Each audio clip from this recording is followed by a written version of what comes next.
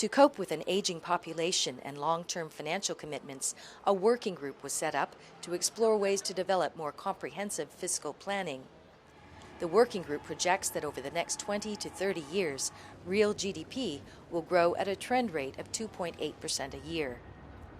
The government revenue average annual trend growth rate is 4.5%.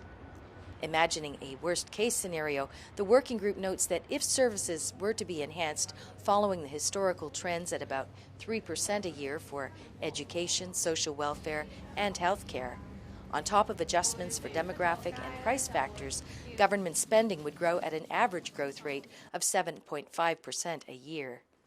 A structural deficit would surface in 7 years' time. Financial Secretary John Tsang said this projection sends a clear warning and calls for serious attention.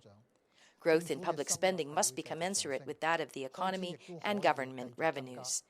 He believed if the government takes timely, resolute, and effective action, we can prevent the projected results and avoid subjecting future generations to irreversible fiscal plight. The working group suggests strictly containing growth in spending, pitched at 20% of GDP. Government departments should consider how best to consolidate their services and funding schemes and phase out outdated and redundant items. Another suggestion is to preserve, stabilize, and broaden the revenue base. To do this, the government can combat tax evasion and reinforce the cost recovery, user pay, and polluter pay principles. Service charges will be reviewed this year, including water charges, which have not been revised for 19 years.